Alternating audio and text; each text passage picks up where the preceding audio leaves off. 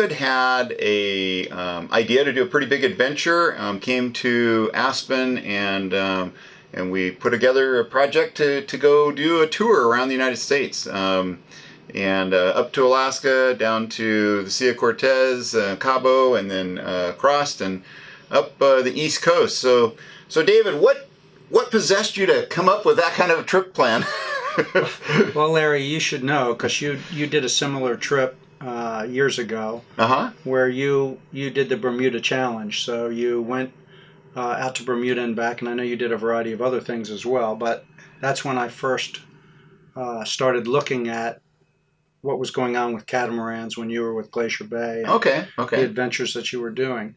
And at the time, I was involved in my business, and I was doing a lot of trips to Bermuda for business, and it was something that I thought, wow, that's really cool. I'd like to do that someday.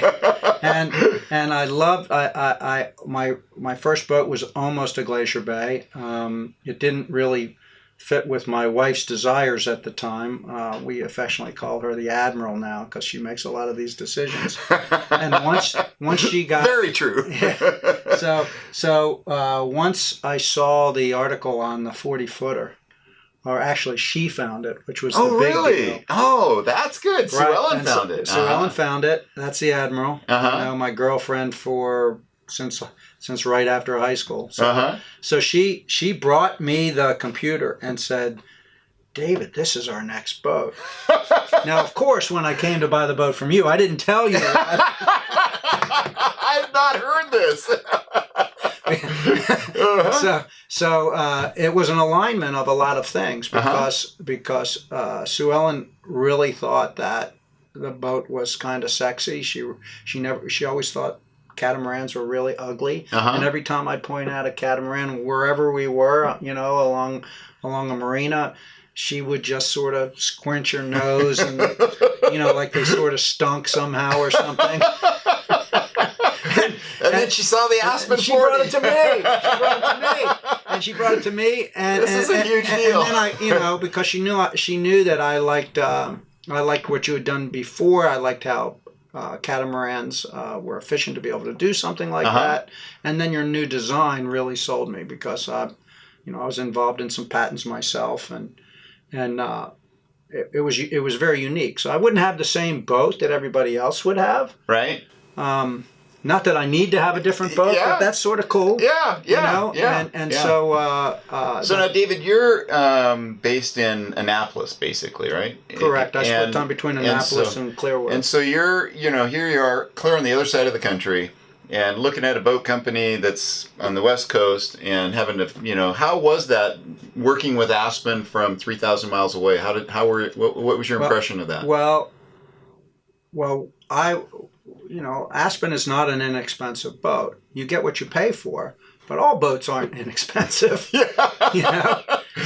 So for me, I needed to see how you manufactured the boat. Right. I needed to visit your plant and actually see how it was constructed, and so on and so forth. So we had this vision that my wife, the Admiral, thought the boat was sexy and she wanted it. Right. So it was lining up for me with that. I always wanted a catamaran, and she finally found one she liked. Yeah. Now, I combine that with the fact that I had this adventure in my head. Yeah. And so I needed to talk to you about that. And so... and needed a capable boat.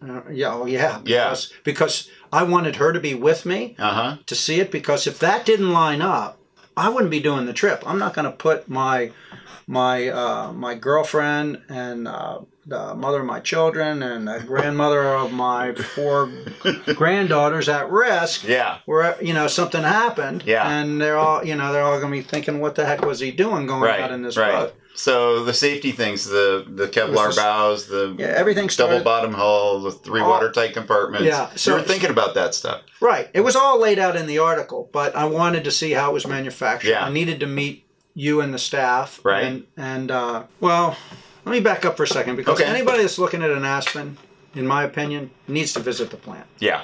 And they need to do a tour. Because once you visit the plant and once you do the tour, then it's a question of not why should you do it, but why shouldn't you do it? Yeah. Now, it sounds like I'm selling Aspens, but I'm just telling you why I bought the Aspen. Right. Because if that didn't line up, it wouldn't have been purchased. Right. And your staff is great. You know, quality control is great. Everybody cares about it. You know, people say buy American and all that stuff, but this is an American-made boat. You have great design.